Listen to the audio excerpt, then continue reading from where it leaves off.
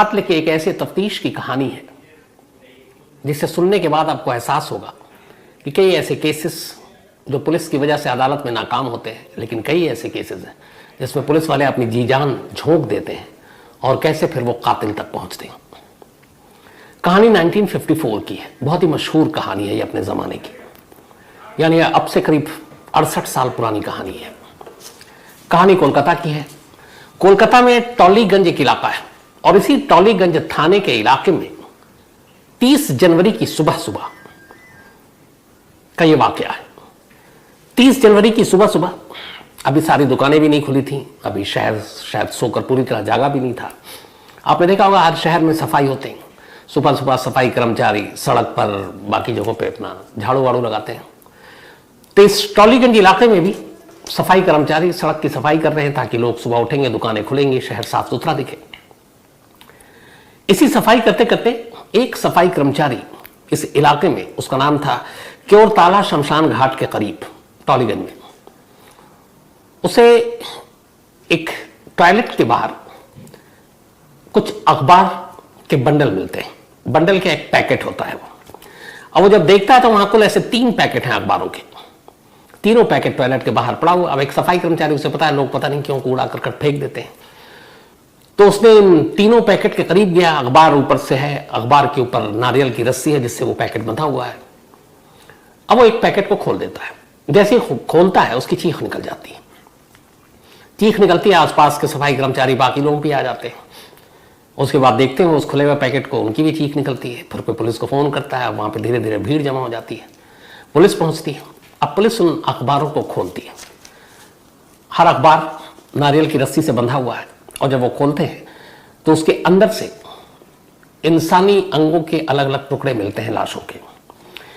जो ये 3 अखबार थे, जो 3 पैकेट थे, उसमें जब पहला पैकेट खोला गया तो उसके अंदर 2 बाजुएं थी इंसान की कटी हुई, मतलब जो कोहनी को जोड़ती है यहां तक। इसके अलावा हथेली थी, उंगलियां थी, कलाई थी, कोहनी थी। ये सारे अलग अलग छोटे छोटे टुकड़े थे इन 3 अलग अलग अखबारों के पैकेट में। इसके बाद जब पुलिस ने ध्यान दिया तो देखा कि जो अखबार है वो कोलकाता से निकलने वाला एक newspaper, local daily Jugantar newspaper के अलग अलग पन्नों को लपेट कर ये पैकेट तैयार किए गए थे। और ये जुगांतर न्यूज़पेपर था उसी साल, यानी कि 1954 के 21 नवंबर का एडिशन था। वो 21 नवंबर का वो अखबार था। पुलिस सारे लाशों के टुकड़े को समेटती है और सरकारी अस्पताल के मुर्दा घर में ले जाकर रख देती है। अब ये टुकड़े मिले, ये आधे अधूरे थे। अब पुलिस को उम्मीद थी कि बाकी लाशों के टुकड़े मिलेंगे और ज्यादा इंतजार नहीं करना पड़ता। ये सुबह की बात थी, 30 जनवरी की। दोपहर लंच का वक्त आ जाता है। लंच होने के बाद बहुत सारे लोग इधर उधर टहल रहे थे। कुछ लोग काली घाट पार्क में भी टहल रहे थे और ये पहली जगह से ज्यादा दूरी पर नहीं था। टहलते टहलते एक शख्स की नजर वहां एक पेड़ के नीचे कुछ अखबार के पैकेट्स पर पड़ते हैं और अखबारों में कुछ चीजें लिपटी हुई थी और उसके ऊपर नारियल की रस्सी से उसको बांधा गया था। अब उस शख्स ने भी सोचा कि पता नहीं इसके अंदर क्या है। उसने एक पैकेट खोल दिया। जैसे ही उसने खोला उसकी भी चीखें निकल गई। इस बार इस पेड़ के नीचे कुल 4 पैकेट थे। पहली जो सुबह मिली उसमें 3 पैकेट थे, इस बार 4 अलग अलग पैकेट थे और चारों पैकेट सेम उसी तरह अखबार में और चारों को नारियल की रस्सी से बांधा गया था। अब फिर हंगामा हुआ, पुलिस की टीम भागी भागी आई। जब पुलिस की टीम आई फिर उसने खोलना शुरू किया पैकेट को बारी बारी से। तब तक पुलिस को यह पता था कि सुबह कुछ अखबारों में कुछ इंसानी लाशों के टुकड़े मिले। अब पुलिस ने इस बार जो पैकेट खोले तो उनमें से अलग अलग पैकेट पे जो 4 पैकेट थे, एक में घुटने से तलवे तक इंसानी लाश का एक टुकड़ा मिला, 2 पैर मिले। इसके अलावा आंखों पर पट्टी बंधा हुआ सर मिला, मतलब गले से लेकर, लेकिन उसकी आंखों पे पट्टी बंधा हुआ था। कान, फटे हुए होंठ, ये सारी चीजें।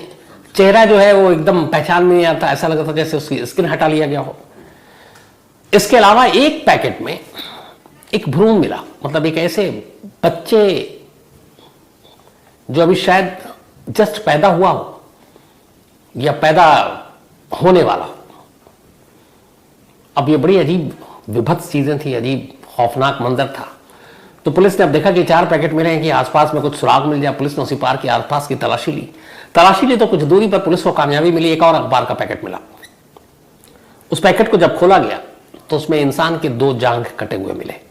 एक जांघ के ऊपर एक कटा हुआ निशान था, मार्क था, शायद वो पैदाशी मार्क था।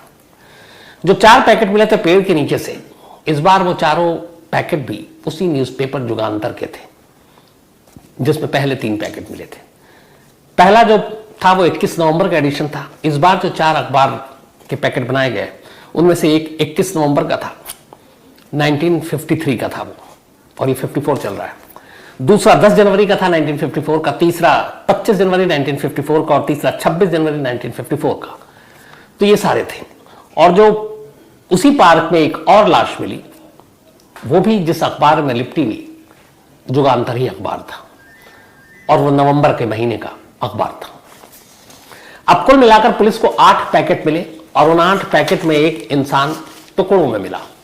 पुलिस ने इन तमाम टुकड़ों को अब अस्पताल पहुंचाया। अब इसका पोस्टमार्टम शुरू हुआ। 31 जनवरी को पोस्टमार्टम किया डॉक्टरों ने। करीब 8 घंटे तक उन्होंने मेहनत की। इन 8 घंटों की मेहनत के बाद उन्हें अंदाजा हो गया कि ये एक तो लाश किसी महिला की है, लेकिन वो उसका चेहरा नहीं दे पाए। चेहरा बिल्कुल खराब हो चुका था, स्किन थी नहीं चेहरे पे। तो 8 घंटे लगे, बस ये पता चला कि ये एक महिला की लाश है। अब एक लाश है लेकिन चेहरा नहीं है, चेहरा पहचाने जाने लायक नहीं है। अब जब तक लाश किसकी है ये ना पता चले तो कातिल तक कैसे पहुंचे। याद रखिएगा 1954 है, साइंस टेक्नोलॉजी ने ये सारी इतनी तरक्की नहीं की थी। अब पहला चैलेंज ये था कि इस महिला के बारे में पता किया जाए जिसकी लाश है। पुलिस ने आसपास के तमाम थानों से पता किया, कोई फायदा नहीं हुआ। अब क्या किया जाए, दिन बीत रहे हैं, पहचान हो नहीं रही है। आखिरकार पुलिस ने फिर कहा कि चलो अच्छा, इस दौरान में इस केस को जो कोलकाता पुलिस की जासूसी डिपार्टमेंट है उनको सौंप दिया गया।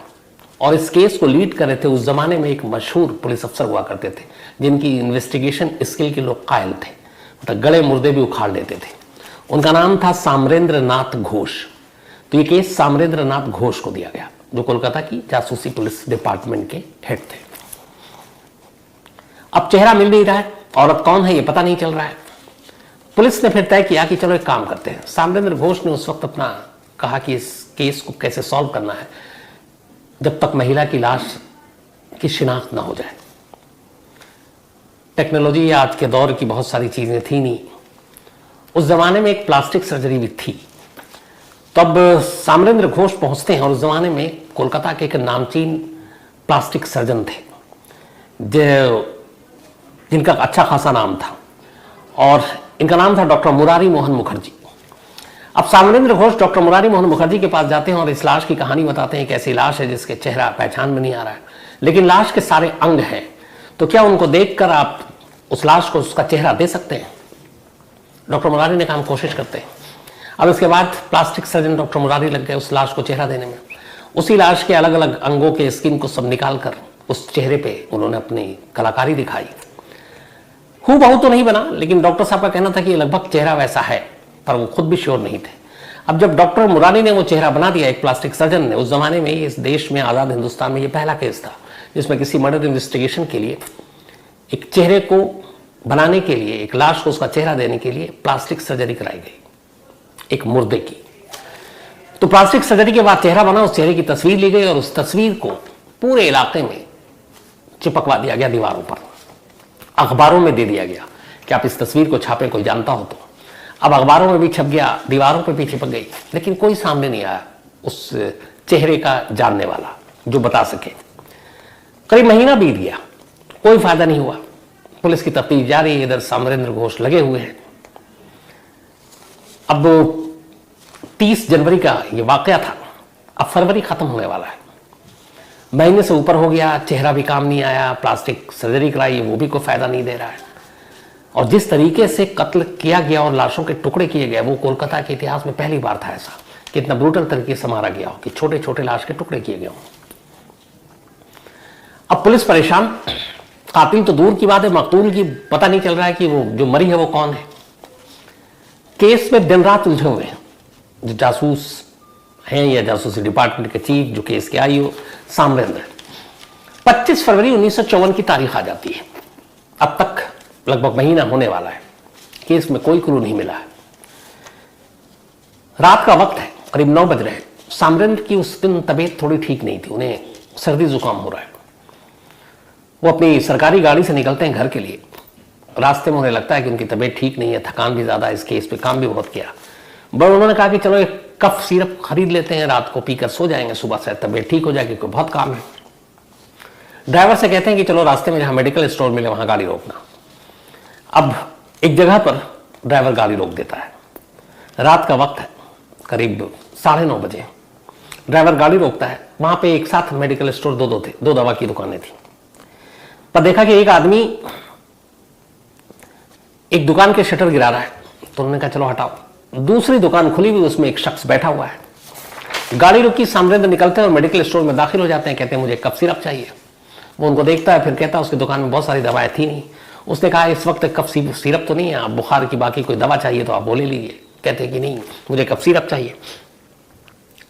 फिर वो पूछते हैं कि जब दवा की दुकान खोल रखी है तो दवा क्यों नहीं रखते हो? तो बोला साहब मैं क्या करूं, मालिक अगर ला कर देंगे तो हम रखेंगे। तो उसने कहा तुम्हारा मालिक कहां है, बुलाओ। तो वो जो दुकान पे बैठा हुआ शख्स है वो कहता है कि मालिक के तो दीदार किए हुए 1 महीने हो गए, 1 महीने से मेरा मालिक मुझे दिख ही नहीं रहे और दवाएं भी सब खत्म होती जा रही हैं, उनको दुकान की फिक्र नहीं है। कहते अच्छा ठीक है, मालिक को बोलो दुकान चलाता है तो ढंग से चलाए, वरना ऐसे क्या मतलब है। ये कहकर समरेंद्र वापस गाड़ी में बैठते हैं और निकल पड़ते हैं। अब घर की तरफ जा रहे हैं, दवा मिली नहीं है।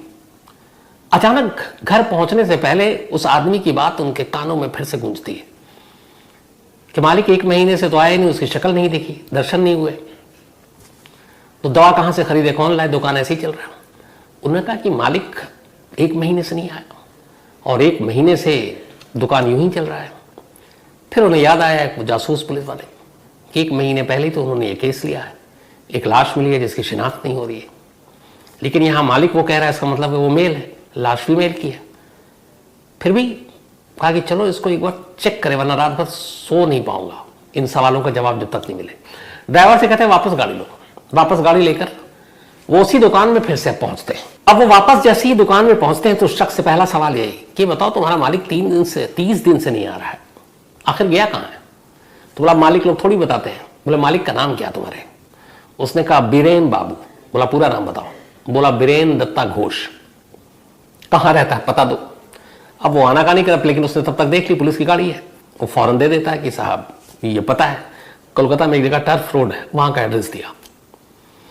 अब ये कहकर वो वापस घर जाने की बजाय इस टर्फ रोड पे पहुंचते जो उसने पता दिया, वहां जाकर जिस नंबर का घर था, जो एड्रेस था, देखा उस घर पे ताला पड़ा हुआ है। अब क्या है, क्यों ताला है? कुछ पड़ोसी घूम रहे थे, उन्होंने पूछा भाई ये घर किसका है? तो उन्होंने कहा जी ये बीरेन दत्ता का है। तो वो कहाँ है?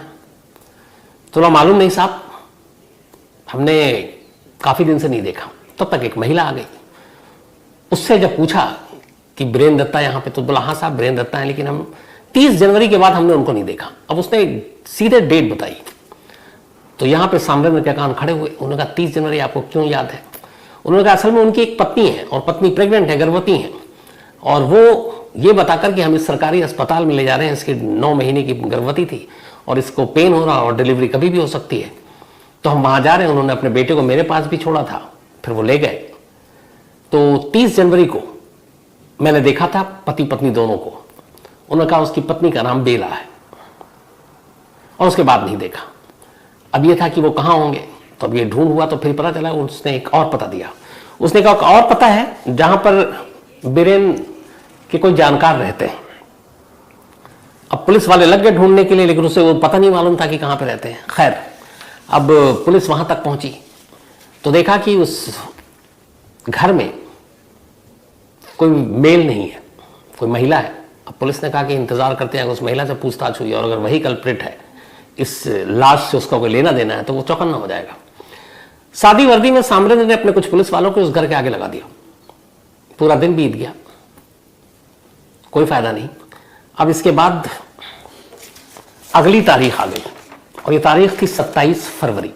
25 फरवरी को वो दवा की दुकान पर गए थे। 27 फरवरी की सुबह सुबह 27 फेब 1954 एक शख्स अपना मुंह छुपाए, गमछा डाले, उस घर के अंदर दाखिल होता है। पुलिस देखती है, बाहर वेट करती है। कुछ देर के बाद वो शख्स उस घर से बाहर निकलता है। जैसे ही वो बाहर निकलता, पुलिस वाले सादी वर्दी में उसके पीछे पीछे चलने लगते हैं। थोड़ी दूर जाने के बाद एक पुलिस वाला धीरे से कहता है कि वीरेंद्र दत्ता। तो वो शख्स अचानक पलटता है जिसने गमछे से मुंह छुपाया हुआ है।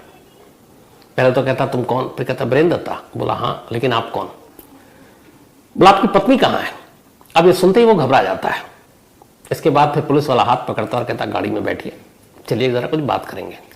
उसको गाड़ी में बैठाकर अब कलकत्ता के उस जासूसी डिपार्टमेंट के हेडक्वार्टर में लाया जाता है।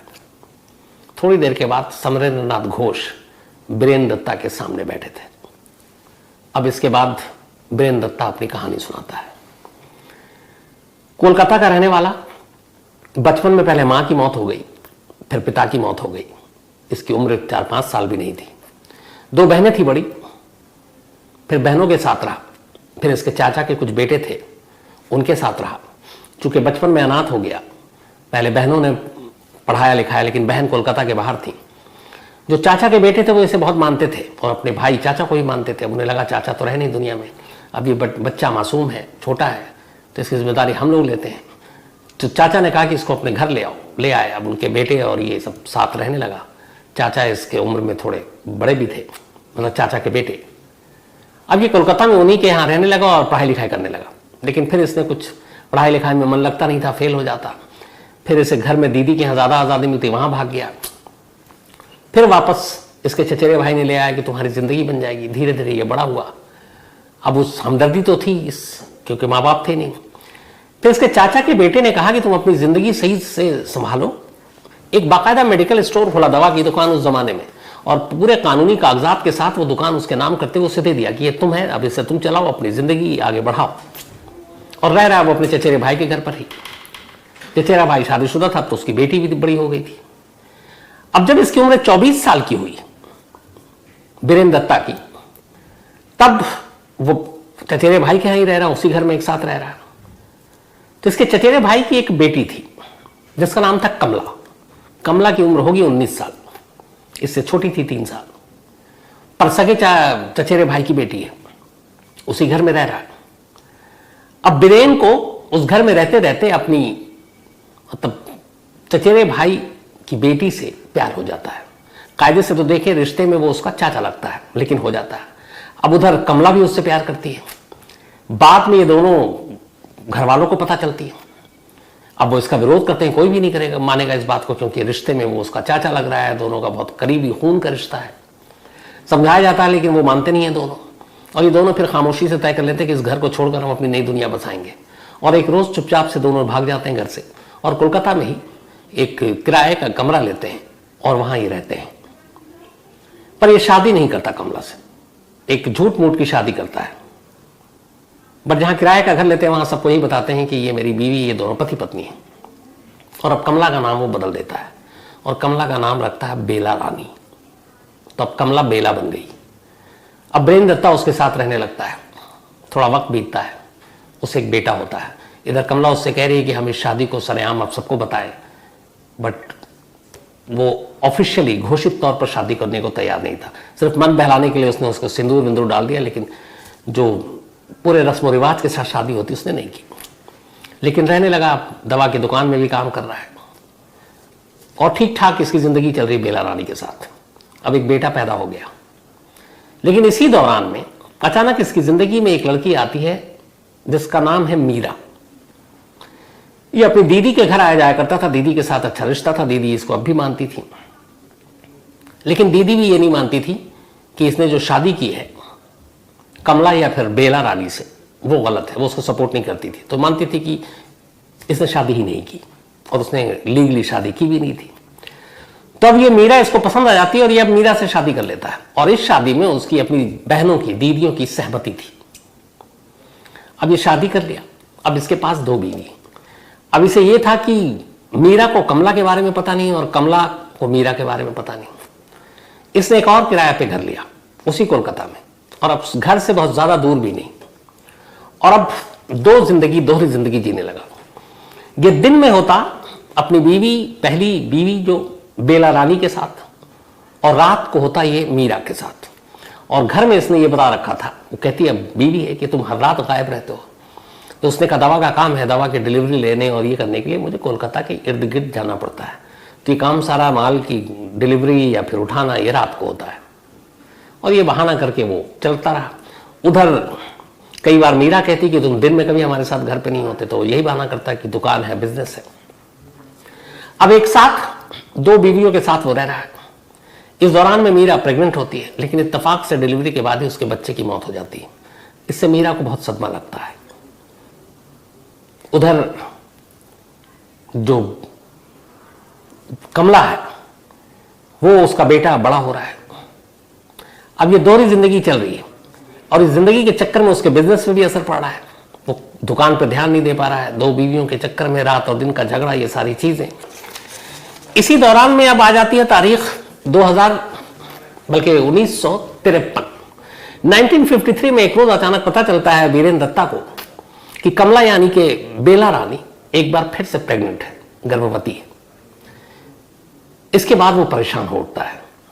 इधर बिजनेस में घाटा, 2 घर चलाना, 2 अलग अलग बीवियां, और अब एक और बच्चे की पैदाइश की खबर। उसे लगता है कि अब ये क्या है। फिर उसे ये भी है कि एक ना एक रोज कमला और मीरा दोनों को असलियत का पता चल जाएगा, ये डर भी। अब वो इसी परेशानी में रहने लगा। इसी परेशानी के दौर में करीब 9 महीने बीत गए। अब जो कमला यानी कि बेला रानी की डिलीवरी का वक्त आ गया, 9 महीने। और अब ये परेशान है कि डिलीवरी होगी, इसके बाद इस नए बच्चे का लालन पोषण, खर्चा, फिर कल कोई स्कूल, पैसे हैं नहीं, उधर कहीं मीरा को ना पता चल जाए। इन सारी चीज़ों ने फिर इसको ये सोचने पे मजबूर किया कि कुछ ऐसा करें कि दोहरी जिंदगी खत्म हो और एक ही जिंदगी जीऊं। तो उसके लिए क्या करना था? अब वहां इसे एक फैसला लेना था, कमला और मीरा में से किसे चुने। पहला प्यार जो कमला यानी कि बेला रानी, जिससे उसने बगावत करके शादी की, या दूसरी मीरा जिसकी कानूनी तौर पर उसकी बहनों ने शादी को मान्यता दी। उसने मीरा को चुना साथ रहने के लिए और कमला को चुना अब इस जिंदगी से आजाद करने के लिए। 27 जनवरी 1954 रात का वक्त था। ये दुकान से आया, देखा बेटा सो रहा है। उसने अपनी बीवी से जानबूझ के झगड़ा शुरू किया। अच्छा, उस पहले से एक जमीन तैयार कर रहा था। तो वो प्रेग्नेंट हुई बेला रानी, तो उसने कहा कि मेरा बेटा नहीं है, ये तुम्हारे प्रेमी का है, और इस बारे में लेके कई बार झगड़ा भी करता था। इधर एक और साजिश ये रच रहा है कि चूंकि उसकी जो बीवी है मीरा, बच्चे की डिलीवरी के बाद डेथ हो चुकी है, अब वो मीरा को एक कहानी सुना रहा है, और ये कहानी ये है कि उसके फ्यूचर प्लानिंग है। वो कहता कोई बात नहीं, हमारे बच्चे की मौत हो गई, ऊपर वाला है, हम एक काम करेंगे, हम बच्चे को गोद लेंगे। मीरा खुश हो जाती है। फिर एक रोज एक कहानी सुनाता है, कहता है कि एक हस्बैंड वाइफ और बच्चे कहीं जा रहे थे, एक्सीडेंट हो गया, माँ बाप की मौत हो गई, बच्चा बच गया, और उसने बच्चे की वही उम्र बताई जो उसके अपने बेटे की है, जो बेला रानी से पैदा हुआ। तो प्लानिंग ये थी कि बीवी का कत्ल करने के बाद वो बेटा चूंकि अभी छोटा है, उसे पता ही नहीं है, वो उसको ले जाकर मीरा की गोद में डाल देगा और कहेगा ये गोद लिया हुआ बच्चा, जबकि है वो उसका अपना बच्चा। तो इसकी जमीन तैयार कर रहा है ये सारी चीजें। 27 को फिर झगड़ा हुआ उसका बेला रानी से कि ये बच्चा तो मेरा नहीं है, तुम्हारे प्रेमी का है। और इसी झगड़े के दौरान बहाना मिला उसे, उसने एक वजनी चीज से अपनी बीवी के सर पे मारा। बेटा सो रहा था, फिर उसका गला दबाया, उसे यकीन हो गया कि वो मर गई है। फिर घर की अलमारी खोली, अलमारी में से सारे सामान बाहर निकाले और बेला रानी की लाश को उस अलमारी में डाल दिया, अलमारी बंद कर दी, वापस आया, बेटे के साथ सो गया, ऐसे जैसे कुछ हुआ ही नहीं है। 27 जनवरी की रात बीत गई, अब आगे क्या करना है ये सोच रहा है। 28 जनवरी की सुबह उठा, उसे मालूम था कि कई बार बेला रानी बाहर जाती या किसी काम से तो वो अपने बेटे को अपनी एक सहेली को दे देती थी जो उसी एरिया में रहती थी। वो जाता है उसके पास और कहता है कि तुम बच्चे को मेरे 1-2 दिन के लिए संभाल लोगे, क्योंकि बेला रानी का कभी भी डिलीवरी हो सकता है, अस्पताल आना जाना। तो खुशी खुशी तैयार हो जाती है। अब वो अपने बेटे को उसको सौंप देता है। मेडिकल स्टोर जाता है, मेडिकल स्टोर में थोड़ा काम करता है। अखबार पढ़ने का शौकीन था, अखबार जमा करने का शौकीन था। इसके बाद वो जल्दी उस दिन मेडिकल स्टोर से निकलता है, युगांतर अखबार का एक पूरा बंडल दुकान से उठाता है और घर आता है। शाम हो चुकी थी, घर आने के बाद अखबार के बंडल को खोलता है, नारियल की रस्सी पहले ही ले आ चुका था। इसके बाद कुछ पॉलीथिन भी थे उसके पास। अलमारी से अपनी बीवी की लाश को बाहर निकालता है। यह 28 जनवरी की बात है। कत्ल हुए अब लगभग 20 घंटे से ऊपर हो चुका है। बीवी के अब लाश के टुकड़े करना शुरू करता है तेजधार हथियार से। टुकड़े करने के बाद उसे पॉलीथीन में डालता है। पॉलीथीन को फिर अखबार से लपेटता है। अखबार को नारियल की रस्सी से बंद करता है और छोटे छोटे पैकेट बनाता जाता है। इस दौरान उसे लगा कि कुछ स्मेल भी आ रहे। फिर वो बाकी लाशों को छोड़ देता है, अलमारी में वापस रखता है। पूरा फर्श धोता है, फिनाइल के साथ धोता है ताकि कोई महक ना आए, और फिर सो जाता है। 27 की रात बीती, 28 की रात बीती, अब 29 की रात आ गई। 29 का दिन आ गया। 29 को फिर उठता है, दुकान जाता है, वापस आता है और लग जाता है काम पर। लाश के फिर टुकड़े करता है, छोटे छोटे पैकेट बनाता है पॉलीथिन में, फिर अखबार में। फिर उन सारे पैकेट को अब वो अलमारी में रखता है। पूरे घर की फिर से सफाई करता है फिनाइल डालकर। ये सब कुछ करने के बाद अब रात का वक्त हो गया। कुछ पैकेट उठाता है, एक रिक्शा लेता है और वहां से निकल जाता है। टॉलीगंज के एक इलाके में पहुंचता है। रात का वक्त था, सन्नाटा था। वहां एक टॉयलेट के पास देखता है कोई नहीं है। वहां 3 पैकेट फेंकता है। फिर इसके बाद घर आता है। अब देखता है कि एक साथ इतने पैकेट नहीं ले जाने।